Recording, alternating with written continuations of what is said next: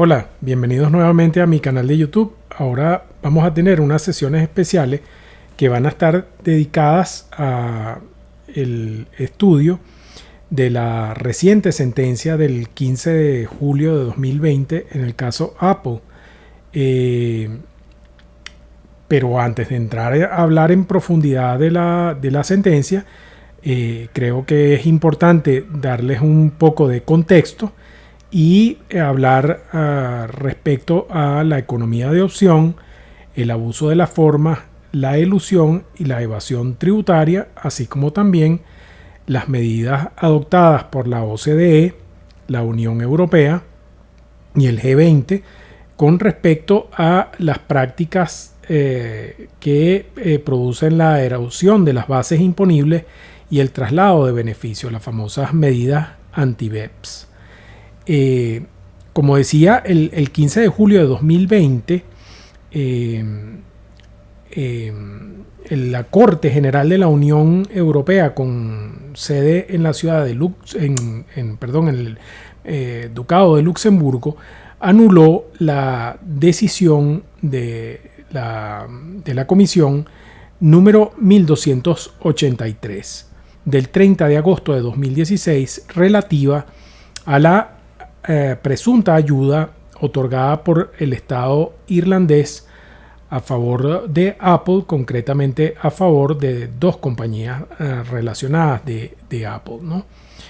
Estas ayudas a través de dos rulings o decisiones de la Administración Tributaria irlandesa, una del 20 de enero de 1991 y la otra que la sustituye del 23 de mayo de 2007 y que se aplicó hasta el 2014, y donde la comisión alega que a partir de estos rulings, de estas decisiones de la Administración Tributaria irlandesa, Apple disfrutó de unas ventajas fiscales ilegítimas por alrededor de 13 billones de euros, ¿no? La decisión de la Corte General de la Unión Europea se fundamenta en que la Comisión no logró demostrar que existía una ventaja a los efectos del artículo 107, apartado 1 del Tratado de Funcionamiento de la Unión Europea, ¿no? Es decir, que las ventajas que había concedido el Estado irlandés eran contrarias a esta norma del Tratado de Funcionamiento de la Unión Europea. En un comunicado de prensa distinguido con el número 9020 del propio tribunal, se explica que la comisión se equivocó al declarar que Apple había recibido una ventaja económica selectiva y por extensión una ayuda estatal, y que aunque el tribunal respalda las evaluaciones de la comisión relativas a la fiscalidad normal con arreglo a la legislación fiscal irlandesa aplicable al caso concreto, en particular teniendo en cuenta las herramientas desarrolladas por la OCDE, como el principio, por ejemplo, de plena competencia, que es una de las grandes discusiones aquí, destinado a comprobar si el nivel imponible de los beneficios determinados por las autoridades fiscales irlandesas se corresponden realmente a los que habrían obtenido en condiciones de mercado, ¿no? La Corte General de la Unión Europea considera que la Comisión concluyó incorrectamente en su razonamiento principal que las autoridades fiscales irlandesas habían otorgado a Apple una ventaja como resultado de no haber asignado las licencias de propiedad intelectual del grupo Apple en poder de sus relacionadas, y en consecuencia todos los ingresos comerciales de estas relacionadas obtenidos de las ventas del grupo Apple fuera de Norteamérica y Sudamérica a sus sucursales irlandesas, ¿no? Según el tribunal, la comisión debería haber demostrado que esos ingresos representaban el valor de las actividades realmente realizadas teniendo en cuenta, entre otras cosas, y por un lado, las actividades y funciones realmente realizadas por las sucursales irlandesas de Apple Sales International y Apple's Operations Europe, y por el otro lado, las decisiones estratégicas tomadas e implementadas fuera de esas sucursales, ¿no? Además, la Corte General de la Unión Europea considera que la Comisión no logró demostrar en su línea subsidiaria de razonamiento errores metodológicos en las resoluciones fiscales impugnadas que habrían llevado a una reducción de los beneficios imputables a Apple Sales International y a Apple Operations Europe en Irlanda. Aunque la Corte General de la Unión Europea dice lamentar la naturaleza incompleta y en ocasiones incoherente de las resoluciones fiscales impugnadas, recuerden que estamos hablando de los rulings emitidos en favor de Apple por la autoridad tributaria irlandesa. Dice la Corte que los defectos identificados por la Comisión no son en sí mismos suficientes para demostrar la existencia de una ventaja a los efectos de contradecir el artículo 107 apartado 1 del Tratado de Funcionamiento de la Unión Europea. Fíjense que el asunto se centra fundamentalmente en un tema de competencia tributaria desleal entre los Estados miembros de la Unión Europea, ¿no? Además, el tribunal considera que la Comisión no demostró en su razonamiento alternativo que las resoluciones fiscales impugnadas fueran el resultado de la discrecionalidad ejercida por las autoridades fiscales irlandesas y que en consecuencia Apple Sales International y Apple Operations Europe obtuvieron una ventaja selectiva, ¿no? Que este es uno de los problemas identificados por la OCDE como prácticas que son dañosas en el ámbito de la competencia fiscal entre los estados, ¿no? Esta sentencia es una sentencia muy larga, muy compleja, tiene alrededor de, exactamente tiene 509 párrafos. Y para entenderla hay que delimitar, pienso yo, algunos conceptos antes de entrar de lleno en todo lo que dice la sentencia, ¿no? Me parece que es importante, por ejemplo, hablar sobre los temas relativos a la libertad empresarial para hacer más eficiente los gastos de impuestos o la carga tributaria de las empresas, y el tema de la economía de opción y cuando esto empieza a deformarse y se convierte en otra cosa, ¿no? Lo primero que creo que debemos analizar y es si las empresas y las personas tienen derecho a organizar sus negocios de manera que paguen la menor cantidad de tributos que sea posible legítimamente, es decir, dentro del marco que regulan las leyes aplicables, ¿no? Ese es un problema tremendamente difícil de analizar porque depende de múltiples factores, pero bueno, vamos a intentar de dar unos lineamientos generales al respecto, ¿no? La libertad como concepto general no es un valor ajeno a la tributación, porque el poder tributario legítimo, es importante recordarlo, no nace de un poder inherente al Estado, al menos a partir de la Carta Magna de 1215, donde los lores se pusieron de acuerdo con Juan Sin Tierra y le dijeron, bueno, mira, nosotros no vamos a pagar más impuestos salvo que nosotros estemos de acuerdo con esos impuestos, y ahí nace pues el principio de consentimiento en la imposición, ¿no? Entonces, repito, el poder tributario no es un poder inherente al Estado, sino es un poder al que los ciudadanos se someten por su consentimiento consentimiento expresado a través del pacto constitucional, ¿no?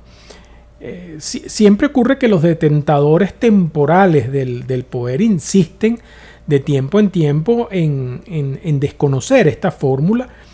pero la sociedad se encarga también de tiempo en tiempo de someter a esos gobernantes a la voluntad popular para hacerles entender, a veces de forma traumática, de dónde viene y hasta dónde llega el poder tributario, ¿no? Pero la libertad en el marco de la tributación va mucho más allá del sometimiento voluntario a los tributos, ¿no?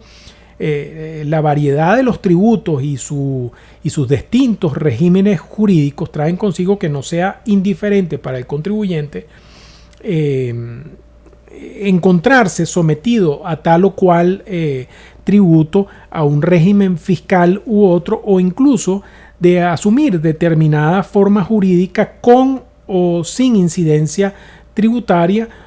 con o sin un impacto fiscal determinado, ¿no? El conocimiento de las leyes tributarias y del peso económico que las mismas tienen en la estructura de cualquier actividad económica es un aspecto crucial en la gestión empresarial e incluso personal, que puede influenciar de manera definitiva las decisiones de los contribuyentes en cuanto a la conducción de sus negocios, trátese de personas físicas o de personas jurídicas de empresas, ¿no? Entonces, no es indiferente, por ejemplo, que la actividad económica sea realizada a título personal, a través de una sociedad civil o una sociedad de comercio, mediante un consorcio, una cuenta en participación o cualquier otra forma de agrupación con o sin personalidad jurídica. Todas estas distintas formas tienen diferentes impactos desde el punto de vista tributario, ¿no? Y tampoco es intrascendente que los negocios se ejecuten a través de un establecimiento permanente ubicado en una jurisdicción de alta o de baja imposición fiscal, o en una que ofrezca incentivos fiscales frente a otra que no los conceda en igual medida, ¿no? Todas estas son decisiones que las personas tienen la libertad de adoptar, ¿no? Dónde quieren ubicarse, cómo quieren hacer sus negocios. Algunas jurisdicciones se ocupan de ofrecer incentivos fiscales con el ánimo, naturalmente, de atraer inversiones y en esa misma medida procuran, pues, a los inversionistas ventajas legítimas, ¿no? Las personas naturales y jurídicas, digamos que es completamente normal, buscan, estudian, escogen las opciones que les resultan fiscalmente más provechosas. De la misma forma, a la hora de invertir en un negocio que se lleva a cabo con miras a estimularlo y expandirlo,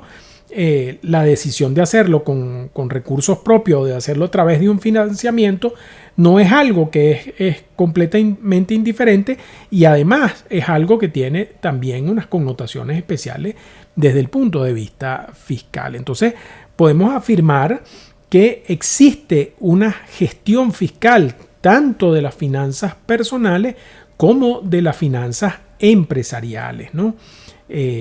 Y esta gestión fiscal es,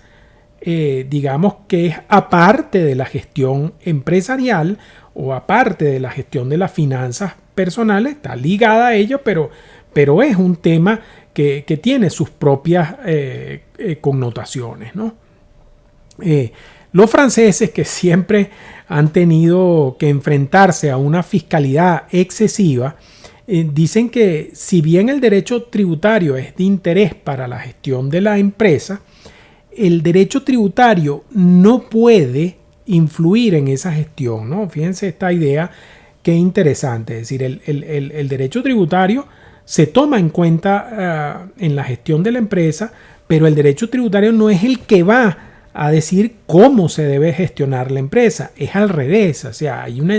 una gestión empresarial que toma unas decisiones empresariales, Y dentro de esas decisiones empresariales, o lo repito nuevamente, incluso dentro de las finanzas personales, las decisiones que yo tomo pueden tener connotaciones fiscales, pueden tener efectos fiscales, pero no son esos efectos fiscales los que me van a decir a mí cómo yo debo conducir mis negocios, ¿no? El Consejo de Estado francés, que siempre ha sido un órgano genial en sus formulaciones, ha dicho que el contribuyente no ha estado jamás obligado a realizar sus negocios de la manera que obtenga el máximo beneficio que las circunstancias le hubieran permitido realizar, es decir, que no tiene por qué realizar sus negocios de tal manera que pague más impuestos. Comentando esta decisión, la doctrina francesa señala que al lado de la posibilidad de crear o no la materia imponible, la libertad de gestión, tanto de las finanzas personales como de las finanzas empresariales, comporta el derecho de optar por la solución menos gravada fiscalmente y el derecho de elegir libremente el gasto que el contribuyente pretende realizar o el costo en que quiere incurrir o la ventaja fiscal que quiere aprovechar. Aquí en Venezuela, la Sala Político-Administrativa del Tribunal Supremo de Justicia, en sentencia 00957 del 16 de julio de 2002, en el caso Organización Sarela C.A., esta es una decisión, digamos, verdaderamente laudable en este aspecto. La Sala ha dicho: ningún individuo puede ser obligado a estructurar sus negocios de la forma que le sea más gravosa desde el punto de vista fiscal. Eso es absolutamente correcto, ¿no? Entonces, por eso podemos afirmar, sin que ello sea motivo de rubor o de vergüenza o sea algo escondido de lo que tenemos que hablar en voz baja, que existe un derecho constitucional a la planificación fiscal, siempre que ésta se conciba y ejecute dentro de los límites impuestos por el ordenamiento jurídico, siempre que se trate de una planificación fiscal legítima, ¿no? Pero, ¿de dónde surge este derecho? Porque algunos de ustedes se preguntarán, bueno, pero ¿cómo es eso que existe un derecho constitucional a la planificación fiscal? ¿De dónde sale un derecho para que yo no tenga que pagar más impuestos del que tengo que pagar, ¿no? La Constitución protege este derecho y obliga al Estado a garantizarlo. O sea, no solo lo protege, sino que le obliga al Estado a garantizarlo, pues, porque de acuerdo con el artículo 112 de la Constitución, el Estado está obligado a promover la iniciativa privada y a garantizar la creación de riqueza, con el fin último de que ésta sea distribuida en forma justa y se propenda además a la producción de bienes y servicios que satisfagan las necesidades de la población en el marco de la libertad de trabajo, la libertad de empresa, comercio e industria. Y el artículo 299 de la Constitución dice que el Estado, conjuntamente con la iniciativa privada, promoverá el desarrollo armónico de la economía nacional con el fin de generar fuentes de trabajo, alto valor agregado nacional, elevar el nivel de vida de la población y fortalecer la soberanía económica del país, garantizando la seguridad jurídica, la solidez, dinamismo, sustentabilidad, permanencia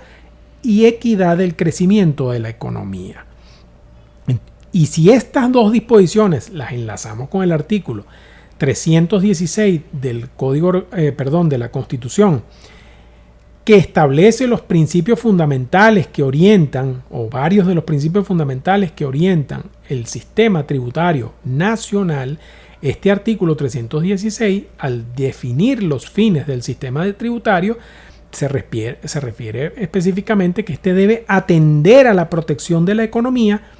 y a la elevación del nivel de vida de la población. Y para que estos postulados que acabo de mencionar puedan cumplirse, los ciudadanos no tienen por qué estar, y las empresas no tienen por qué estar sometidos y no deben estar sometidos a una fiscalidad expoliatoria, a una fiscalidad exagerada que ocasione el fracaso de los emprendimientos económicos, sean personales, sean empresariales. Pero la pregunta es, ¿hasta dónde llega ese derecho? Ese derecho es ilimitado. Las personas pueden hacer cualquier cosa para pagar menos impuestos. Por supuesto que no.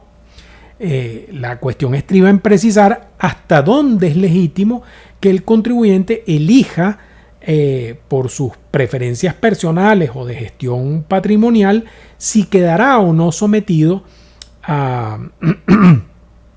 determinado tributo o a un régimen fiscal particular. Entonces la respuesta a esta interrogante que hemos planteado se encuentra en la conciliación entre la libertad de elección y la aplicación objetiva de la ley tributaria. Un equilibrio, desde luego, que es sumamente complicado, ¿no? Entonces, aquí tenemos que decir que desde que existe la obligación de pagar tributos, el hombre ha ingeniado maniobras y manipulaciones de toda índole para sustraerse de esa obligación, porque los seres humanos rechazamos el hecho de entregar el producto de nuestro trabajo, aunque sea parcialmente al Estado. ¿Por qué? Bueno, porque muchos pensamos, entre otras cosas, que ese dinero lo van a dilapidar, se lo van a robar, lo van a invertir mal, etcétera, etcétera, ¿no? Entonces es muy duro trabajar para que otro se enriquezca a través de la corrupción o trabajar y entregarle el producto de nuestro trabajo a otro que lo va a administrar mal, que en definitiva ni yo ni nadie dentro de la sociedad pues va a recibir nada a cambio de eso, ¿no? No es entonces exagerado afirmar que es consustancial a la naturaleza humana el rechazo al pago de los tributos y esto a pesar de que en las comunidades modernas los ciudadanos están más conscientes que nunca de su responsabilidad social y de su deber de contribuir al sostenimiento de las cargas públicas, ¿no?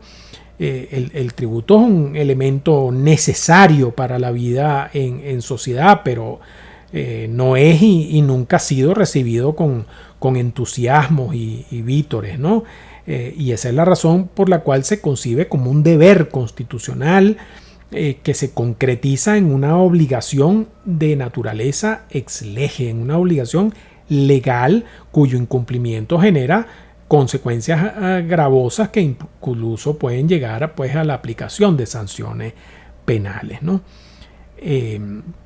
Este comprensible rechazo que supone entregar una parte de nuestra riqueza al Estado, a órganos burocráticos, ineficientes y corruptos, para que dicha riqueza sea despilfarrada e incluso distraída, explica la existencia y la tendencia generalizada hacia el uso de toda clase de acomodos para disminuir o para buscar ahorros fiscales. El problema es que algunos de esos acomodos son legítimos y otros no lo son en lo más mínimo, ¿no? Hay una permanente discusión entre quienes defienden a ultranza la libertad de los ciudadanos a adoptar estructuras legítimas que les permitan reducir al máximo su carga tributaria y quienes opinan que entre tales mecanismos cobijados bajo el rótulo de la economía de opción y la elusión antijurídica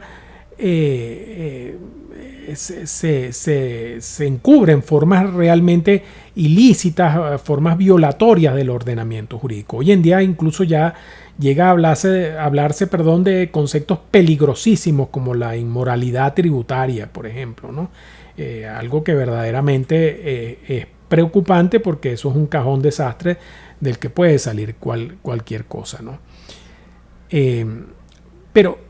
¿dónde se desvía realmente ese ideal de justicia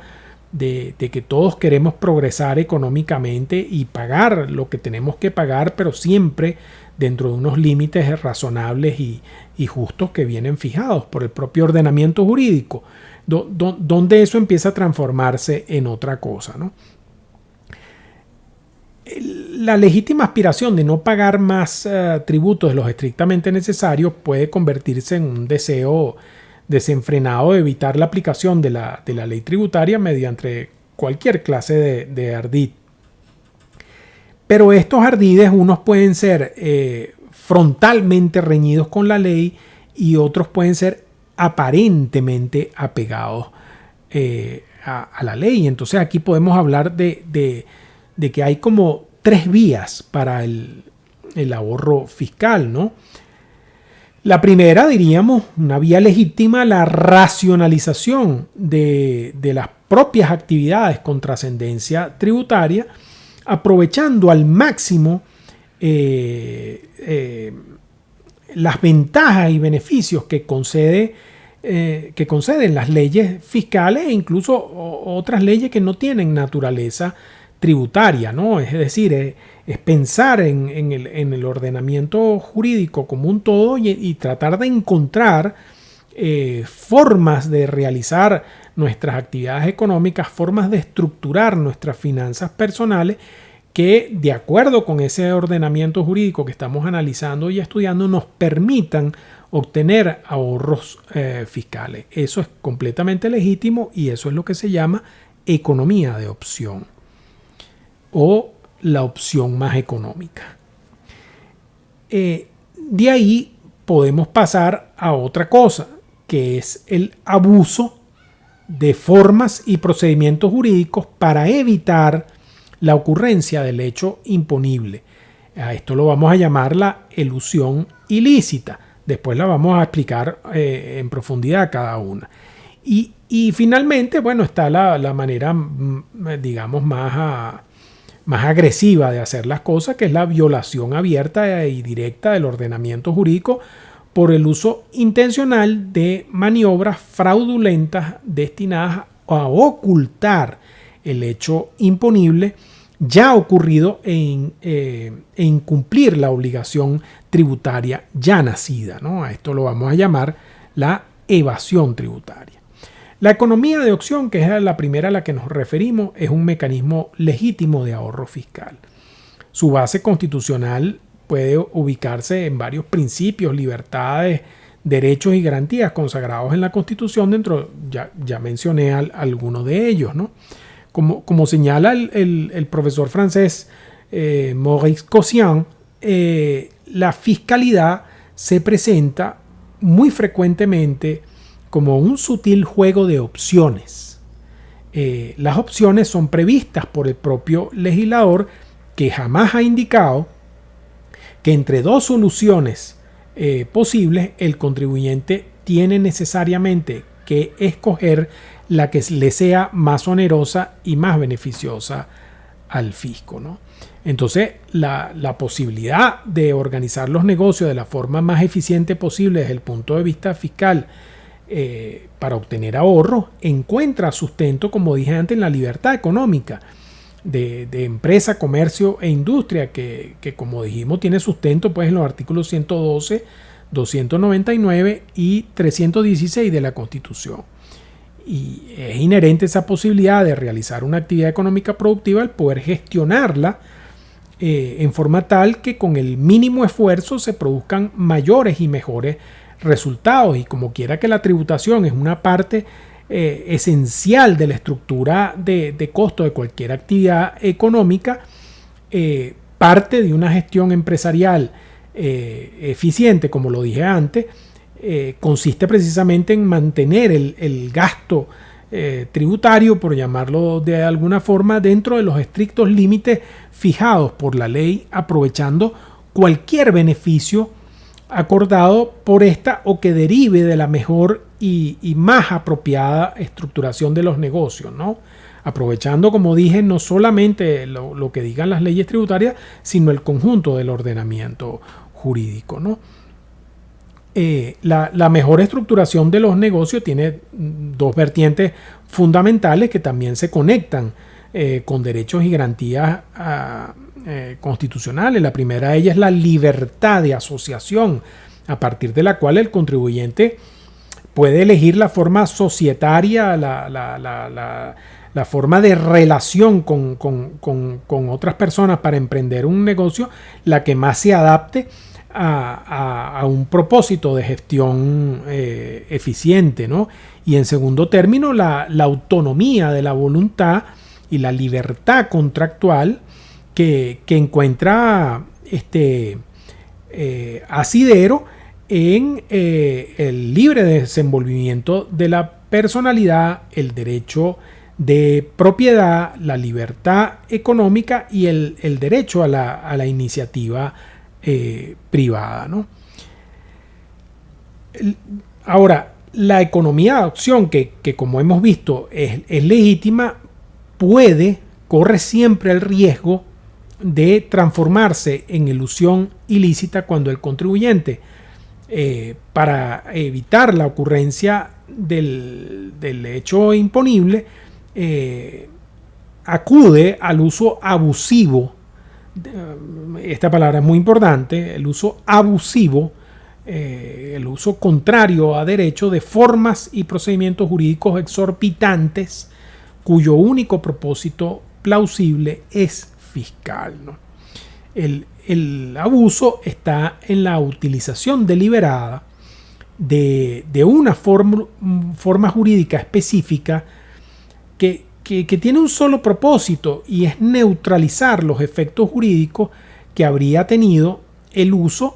de la forma jurídica típica y adecuada según el propósito negocial previsto por el contribuyente. Es decir, donde todo el mundo utiliza un contrato de arrendamiento, entonces viene alguien y utiliza un contrato, no sé, de comodato. Estoy poniendo simplemente un ejemplo, ¿no? Donde todo el mundo emprende un negocio utilizando una forma societaria mercantil, entonces alguien utiliza una forma societaria civil. En principio eso no tiene ningún problema, salvo que se detecte que el único propósito en la adopción de esas formas es de naturaleza fiscal, ¿no? Entonces, no hay coincidencia entre el negocio realizado y la forma escogida, la cual solo se explica si se analizan sus resultados desde el punto de vista económico y fiscal o tributario, y ahí es donde viene el punto, ¿no? Para Carlos Huefe, que es un autor muy importante en esta materia, y que bueno, que yo todo esto que les estoy diciendo les recomiendo que se lean esto que está aquí, ¿no? Este libro es muy importante, es un verdadero ladrillo, pero no vayan a creer que está así nuevecito porque no lo leo, sino porque es un libro que lo cuido mucho, ¿no? Porque el autor es un amigo muy querido y porque además es un libro muy importante.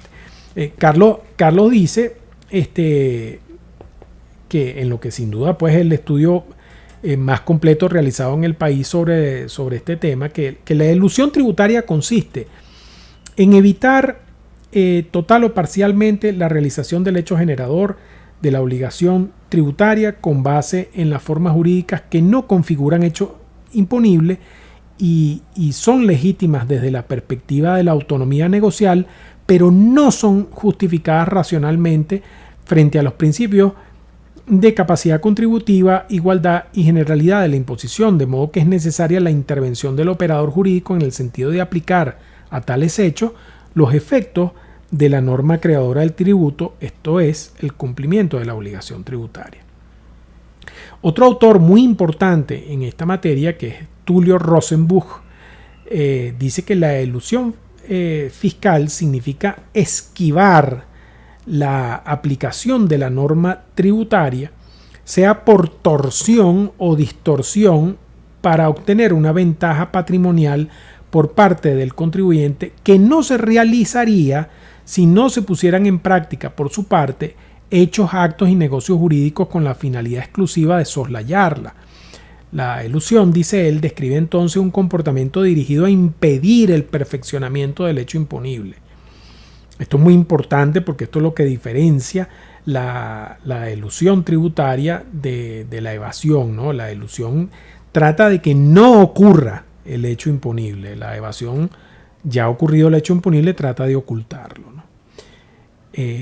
Entonces decía Tulio Rosenbuch que la elusión describe entonces un comportamiento dirigido a impedir el perfeccionamiento del hecho imponible, sea total o parcialmente, mediante procedimientos técnicos propios de la autonomía de la voluntad y la libertad de contratación, pero señalados por el único propósito de la finalidad fiscal. Ahí es donde está el abuso tanto de la forma jurídica como de la personalidad jurídica. Entonces, lo característico de la elusión es que se acude a una forma, a un procedimiento jurídico que resulta manifiestamente inadecuado en el caso concreto para alcanzar el resultado obtenido, ¿no? En la forma escogida falta el sustrato económico y jurídico que justifique lo que se ha hecho. El abuso de la forma jurídica en materia tributaria es el vehículo a través del cual se consuma la elusión ilícita. Por esa razón es que para entender bien qué es el abuso de la forma resulta indispensable entender cuáles son los resultados antijurídicos que pueden alcanzarse a través de la misma y cuáles no. Para algunos, la elusión ilícita constituye un fraude a la ley tributaria. Por ejemplo, dice el autor Palao Taboada que el fraude a la ley tributaria supone la consecución de un resultado económico por medios jurídicos distintos a los normales, medios jurídicos que natural y primariamente tienden al logro de fines diversos y que no están gravados o lo están en medida más reducida que aquellos medios normales o usuales. Pérez Royo, por su parte, dice: el fraude de la ley presupone la existencia de una norma cuya aplicación se trata de eludir, que esta es la norma defraudada, mediante la modulación artificiosa del comportamiento a través del abuso de las normas jurídicas que da lugar a la aplicación de otra norma diferente, más beneficiosa, que es la llamada norma de cobertura, ¿no? Entonces, bueno, aquí viene una pregunta, ¿no? ¿Es la elusión tributaria igual a la evasión? No, ya lo aclaré antes. Hay algunos que siguen identificando la elusión con la evasión, pero aunque ambos mecanismos tienden a obtener un ahorro fiscal y puede decirse que ambos mecanismos son ilegítimos, hay un elemento temporal importante que los diferencia, ¿no? En ambas figuras, acabo de decir, pues el propósito es el ahorro fiscal, pero los medios para llegar a ese ahorro son distintos, ¿no? La diferencia más importante, como dije, que la mayoría de la doctrina encuentra entre ambas figuras es de orden temporal. Pues el sujeto en la elusión realiza maniobras tendentes a evitar la ocurrencia del hecho imponible y por lo tanto el nacimiento de la obligación tributaria. Entonces, la conducta fraudulenta del sujeto es anterior al acaecimiento del hecho imponible y por eso es que algunos piensan que la elusión es totalmente ilícita, porque si el hecho imponible no llegó a producirse y por ende no hay obligación tributaria, la norma tributaria no habría sido quebrantada por el sujeto pasivo, ¿no?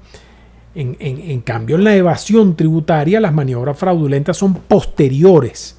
a la ocurrencia del hecho imponible, porque lo que se persigue no es evitar que éste ocurra, sino sustraerse ilegítimamente del cumplimiento de la obligación tributaria cuando ya el hecho imponible ocurrió. Esa diferencia es crucial, ¿no? Otra vez UEF, en cuanto a la evasión, que la califica como ilicitud típica y engloba en ella tanto a la contravención como a la defraudación, dice que el sujeto realiza el hecho imponible, pero o bien omite pura y simplemente el cumplimiento de la obligación tributaria en forma intencional, o bien altera maliciosamente los elementos del tributo de modo que aparezca que el hecho generador no ha ocurrido, o que lo ha sido en una cuantía menor a la real, o que el sujeto tiene derecho a un beneficio fiscal que realmente no le corresponde. O bien el sujeto aparente intencionalmente realizar una acción no subsumible en la caracterización legal del hecho generador, o bien subsumible en el hecho imponible en una forma menor, o bien que incide en el dimensionamiento de la prestación tributaria, reduciéndola cuando en verdad no ha realizado acción alguna o bien ha ejecutado una acción distinta que resulta agravable en una forma mayor que la aparentada. Para que ustedes vean que es bien complicado el tema, ¿no? Por otra parte, en la elusión ilícita, el sujeto pasivo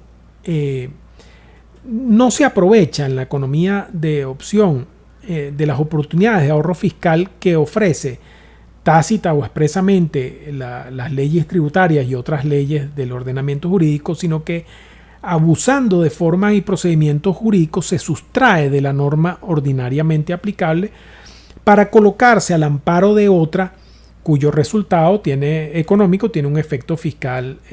menguado o simplemente nulo, ¿no? En la evasión no ocurre eso, pues, porque en la evasión lo que hay, como he dicho, son maniobras, simulaciones y ocultamiento de negocio, en general, conductas engañosas para inducir a error a la administración tributaria, o sea, para que ésta no llegue a descubrir que el hecho imponible ha acaecido y que ha nacido la obligación tributaria. La conducta del que elude es formalmente lícita, pero materialmente antijurídica, mientras que la conducta del evasor es formal y materialmente ilícita. Ahora, ¿cómo podemos determinar en un caso concreto si se ha producido un abuso de la forma jurídica tendente a la elusión tributaria, ¿no? Este es uno de los problemas fundamentales del derecho tributario moderno que por supuesto no aspiramos a resolver aquí, ¿no? Estamos sin la menor duda frente a una actividad cargada de gran subjetividad y ahí justamente reside el peligro de incurrir en actuaciones arbitrarias porque, como ya hemos dicho, determinar dónde comienza el abuso de una forma jurídica, es decir, dónde hay economía de opción y dónde comienza el abuso de una forma jurídica con fines elusivos es una tarea complejísima, ¿no? Y además porque volvemos al principio, ¿no? Tenemos que recordar que la escogencia de forma jurídica o procedimiento jurídico tiene base en la libertad de empresa y en el principio de autonomía de voluntad de las partes y en la libertad contractual que están protegidas por el ordenamiento jurídico, ¿no? Esto que voy a decir ahora lo dije hace 15 años en un trabajo publicado en la revista latinoamericana de Derecho Tributario y es hoy en día el problema central del caso Apple, ¿no? La administración tributaria en estos supuestos de elusión está obligada a copiar todas las pruebas y elementos de juicio que sean pertinentes, conducentes y además legítimos para establecer la palmaria falta de idoneidad de la forma escogida por el sujeto pasivo de cara al resultado obtenido. Es decir, la administración tributaria tiene que realizar una actividad probatoria exhaustiva, profunda, compleja, que aparentemente fue lo que no ocurrió en el caso Apple, ¿no? Hace muchos años planteé una especie de test para determinar la conformidad de la forma jurídica escogida basado en las respuestas a una serie de preguntas. La primera pregunta, frente a un esquema de planificación fiscal abusivo, donde se sospecha que ha habido abuso de la forma jurídica con fines elusivos, entonces aquí viene este test. ¿Es normal conseguir el resultado obtenido a través de la forma utilizada o esta es notoriamente artificiosa o impropia para alcanzarlo? ¿El negocio realizado es insólito, extravagante, extraño, inaudito? ¿Se trata de un negocio inédito o existen antecedentes iguales o similares. Es decir, en el ámbito particular de la actividad realizada por el contribuyente es normal, es común, es usual la adopción del procedimiento o la forma jurídica en cuestión para alcanzar el resultado económico perseguido, o esto es algo insólito o inédito que sospechoso, por lo tanto, que nunca había ocurrido. Y la pregunta crucial a responder, la pregunta crucial: ¿la forma utilizada tiene algún efecto económico o de otra índole distinto al puramente fiscal? Al punto que su uso tiene otras justificaciones que lo hacen razonable. Es decir, el negocio tiene una justificación económica plausible, razonable, lógica, o la única explicación que tiene el haber acudido a esa forma jurídica, a ese procedimiento jurídico, a esa estructura empresarial, la única explicación que tiene es un ahorro fiscal. Muchas veces responder estas preguntas es extraordinariamente complicado, ¿no? Y en muchas de las respuestas que se den puede haber un gran campo a la subjetividad, y por eso es que el acopio de pruebas indiciarias y pruebas propiamente dichas es muy importante para la convicción de los órganos a los que le toca decidir estos asuntos, porque en principio las formas jurídicas no son necesariamente adecuadas o inadecuadas en un caso concreto, sobre todo en el ámbito de lo que podríamos llamar los negocios jurídicos innominados, que son una combinación de contratos de distinta índole, por ejemplo, ¿no? Hoy en día, bueno, por supuesto que siguen existiendo contratos nominados, como el contrato de compraventa, el contrato de arrendamiento, etcétera, pero lidiamos sobre todo en las operaciones comerciales internacionales con contratos que involucran compraventas, que involucran mandatos, que involucran contratos de distribución, en fin, son unos contratos innominados que tienen dentro de sí distintas figuras contractuales. Entonces ahí es a veces extremadamente complicado decir, no, mira, esta no era la forma jurídica apropiada para esta negociación. El asunto lamentablemente no es tan simple, ¿no? Y además no debe olvidarse que la persona que elude, la persona que abusa de la forma jurídica, no es un contribuyente torpe, que simplemente no cumple la obligación tributaria porque es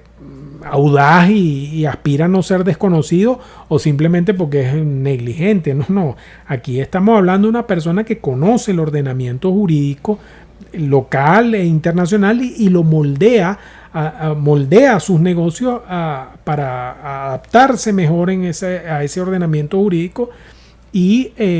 aprovechar sus ventajas fiscales, ¿no? Hensel, que es otro autor muy importante, señala que el hecho importante no está en el abuso de formas jurídicas, sino en el no uso de las formas jurídicas consideradas por el legislador como típicas para lograr determinados fines económicos. Pero aquí vuelvo de nuevo. Hoy en día la complejidad de ciertos negocios, como los negocios digitales, por ejemplo, hace muy complejo establecer realmente cuál es el contrato que hay que utilizar, ¿no? Hay un trabajo de Juan Corodi sobre el tema del comercio electrónico que es interesante, porque él comienza con un ejemplo de una persona que a través de la aplicación de su teléfono celular compra unas entradas para ver y la persona está ubicada en un país bajo una aplicación que viene de otro país y la utiliza para comprar unas entradas de un concierto que es en otro país distinto, en un tercer país, y la empresa que vende las entradas está en un cuarto país, y así sucesivamente. Entonces, bueno, uno es el contrato de la aplicación, otro es el contrato de la venta de las entradas, otro es el contrato de quien las distribuye, otro es el contrato de quien da el espectáculo y así sucesivamente. Entonces, determinar ahí, mira, ahí se utilizó una forma jurídica que no era apropiada. Bueno, ¿apropiada para qué? ¿No? Hoy en día los negocios digitales sobre todo son particularmente complejos, ¿no? Entonces a veces estos test, como hablaban en la doctrina en el pasado, de los llamados negocios jurídicos abusivos, el negocio jurídico anómalo, el negocio indirecto, el abuso de la personalidad jurídica, bueno, eso son todas cosas que están hoy en día bajo la lupa porque es muy complejo llegar a esas determinaciones con facilidad, ¿no?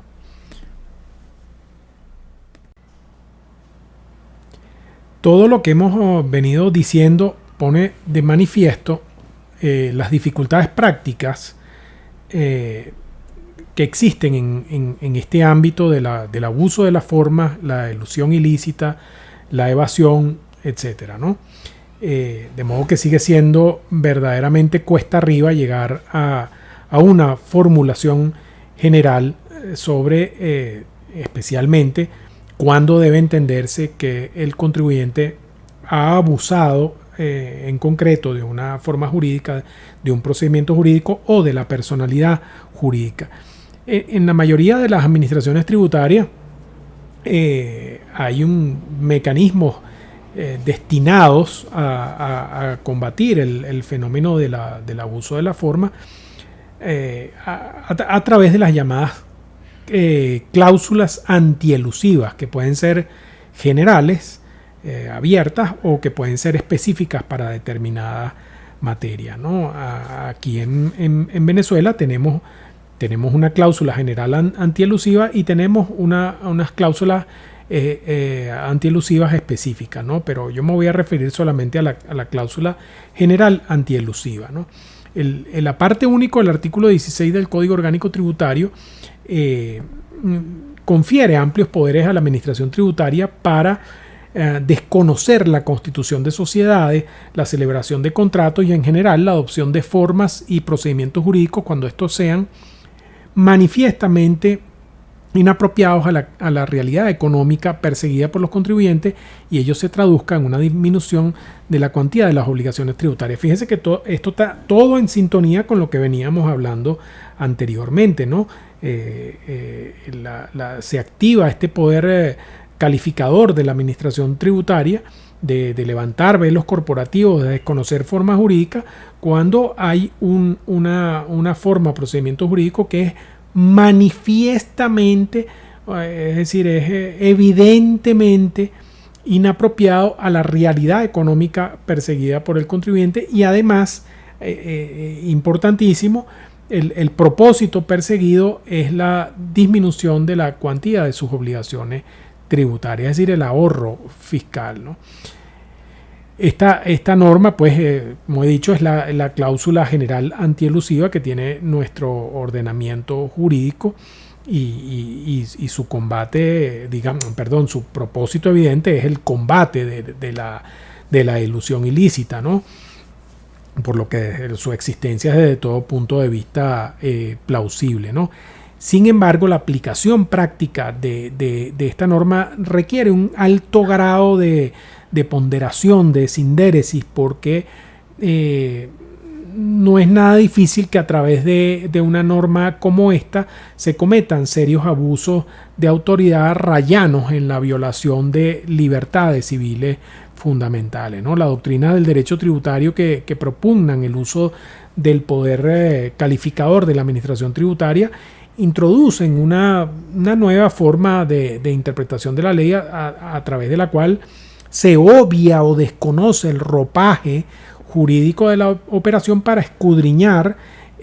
su verdadera sustancia económica, ¿no? Se dice que hay que ir más allá del hecho imponible y atender no al hecho jurídico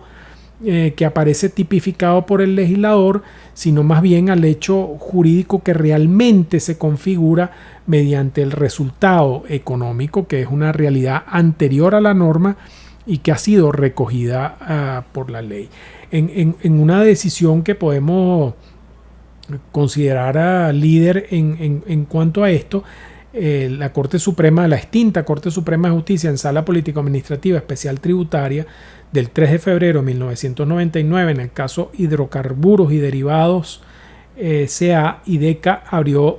la puerta definitivamente pues a esta metodología de interpretación, aceptando en materia tributaria la preeminencia de la sustancia económica sobre la forma jurídica. La extinta Corte Suprema de Justicia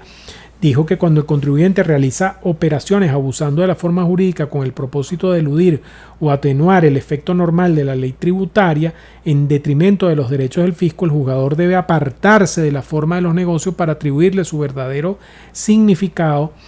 y alcance a través de la realidad de los hechos, porque un tributo como el impuesto sobre la renta, en este caso era el tributo en discusión, debe gravar la verdadera y no la aparente capacidad económica del sujeto pasivo, ¿no? Afortunadamente la jurisprudencia posterior ha puesto un poco de límites a la utilización irresponsable de la interpretación económica de la ley tributaria y al uso indiscriminado de la cláusula general antielusiva prevista en el artículo 16 del Código Orgánico Tributario. En este sentido,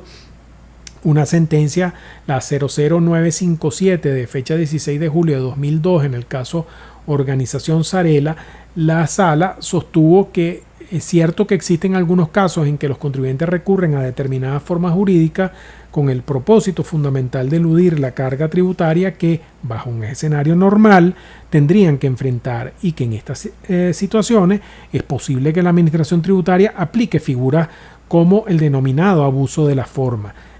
y el desconocimiento del uso de formas atípicas a fin de proteger los intereses del fisco nacional y cuidar la efectiva y correcta aplicación de las normas tributarias. Pero es importante destacar que estas herramientas deben ser utilizadas con sumo cuidado por las autoridades fiscales a objeto de que no degeneren en arbitrariedades que vulneran el denominado principio de economía de opción, que en materia tributaria se traduce en que ningún individuo puede ser obligado a estructurar sus negocios de la forma que le sea más gravosa desde el punto de vista fiscal. Esta decisión resume muy bien parte de todo lo que hemos dicho hasta ahora, es decir, que el propósito fundamental del abuso de la forma jurídica es eludir las cargas tributarias, o lo que es lo mismo, evitar la ocurrencia del hecho imponible, que en esos casos la administración tributaria puede desconocer el uso de formas atípicas, es decir, manifiestamente inadecuadas al negocio celebrado por las partes, pero que tal potestad debe ejercerse con sumo cuidado y sin arbitrariedad para no vulnerar el legítimo derecho a organizar los negocios de la forma menos gravosa desde el punto de vista fiscal. Otra importante sentencia de la Sala Político-Administrativa del Tribunal Supremo de Justicia relativa al abuso de la forma y el uso del poder calificador previsto en el artículo 16 del Código Orgánico Tributario pone el asunto en su justo lugar y viene completamente a propósito para el caso de Apple. Dice la Sala que se trata de un mecanismo, refiriéndose al artículo 16 del Código Orgánico Tributario, a ser aplicado no sobre la base de presunciones que puedan resultar caprichosas o arbitrarias del funcionario actuante, sino que requiere de la existencia de pruebas que demuestren fehacientemente que el contribuyente ha tenido el propósito fundamental de eludir la carga tributaria al emplear una forma jurídica determinada manifiestamente inadecuada frente a la realidad económica subyacente. Luego, en la descripción del video le voy a dar los datos de la sentencia correspondiente. Entonces, la pregunta que viene aquí es cómo se hace para hacer más objetivo el análisis de cuando hay un uso abusivo de las formas y estructuras corporativas. Tulio Rosenbuch afirma que la exclusiva finalidad de eludir el impuesto mediante la forma jurídica que no reflejen la estructura perfecta del contrato celebrado aparece como la motivación del abuso, en comparación con la carga tributaria que hubiera soportado en consideración a la situación y la actividad efectivamente empleada. Pareciera entonces que el elemento determinante para precisar el carácter abusivo de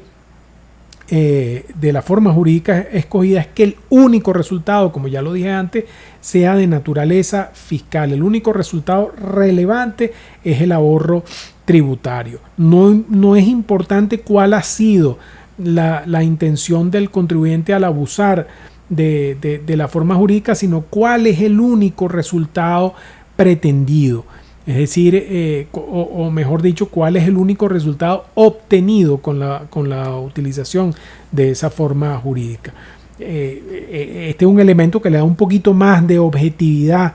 al juicio de la administración tributaria, porque ya no se trata de escudriñar y descubrir lo que ha tenido el contribuyente en su fuero interno, ¿no? Sino de identificar un elemento concreto, que es que lo que ha hecho no tiene ninguna otra explicación racional que ahorrar impuestos, ¿no? Bueno, aquí pudiéramos decir que resulta tremendamente difícil tener una fórmula común para todos los sujetos, es decir, por todos los supuestos, poder definir el abuso de la forma jurídica de una manera general, tal que pueda aplicarse a todas las circunstancias que se pueden dar en la práctica. Es tremendamente complicado, ¿no? Como fenómeno complejo que es, pues, el abuso de la forma jurídica en materia tributaria no es una etiqueta que se pueda estampar en todo negocio jurídico que la autoridad tributaria no entienda o que produzca un ahorro fiscal significativo, es decir, y que por eso sea sospechoso. Bueno, no, o sea, lo que dije antes es, si ese es el único resultado, ahí hay problemas, pero si aparte del ahorro fiscal hay otras justificaciones de naturaleza económica o de otra índole para haber adoptado esa estructura, esa forma jurídica, pues la administración tributaria tiene que respetar el uso de la forma jurídica o el procedimiento de que se trate, ¿no? En definitiva, a modo de simple ensayo, pensamos que los elementos de juicio que tiene que acopiar la administración tributaria de donde sea para determinar el uso abusivo de las formas jurídicas con fines elusivos, lo podemos resumir en lo siguiente: bueno, que existe un cúmulo de indicios concurrentes y concordantes que llegan a la conclusión de que la forma usada es inadecuada. Eso es lo primero, ¿no? Luego, que el carácter inadecuado de la forma adoptada deriva de que la misma es notoriamente artificiosa o impropia para alcanzar el resultado obtenido, es verdaderamente insólita y extravagante, no tiene antecedentes relevantes en casos similares, no tiene sustancia económica o de otra índole, es ajena a los usos propios de la actividad que se trate y es distinta de las formas previstas por el legislador como típicas para lograr determinados fines económicos. Luego, esta forma atípica escogida ha tenido como resultado más relevante o único o más relevante frente a cualquier otro el hecho incontestable de que se ha evitado la ocurrencia del hecho imponible cuando, de haberse adoptado la forma jurídica usual o prevista por el ordenamiento jurídico para el caso concreto, el resultado tributario normal se hubiese materializado. Y bueno, luego que no se ha podido constatar la existencia de un propósito negocial, más o menos ya lo dije antes, o un motivo económico válido en la realización del negocio, más allá del anotado ahorro tributario, que si se le quita este ahorro tributario, lógicamente el negocio no tiene ningún sentido y nadie lo haría, ¿no? Nadie adoptaría, nadie iría por ese camino si se excluye el beneficio fiscal. Y luego, bueno, que naturalmente ese beneficio fiscal tiene que ser cuantificable y tiene que ser material, tiene que ser importante, porque si no lo es y costó más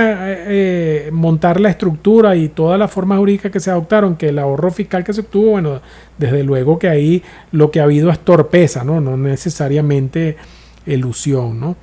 Todo esto, por supuesto, tiene que determinarlo la administración tributaria de la que se trate en un procedimiento rodeado de todas las garantías y tiene que estar sustentado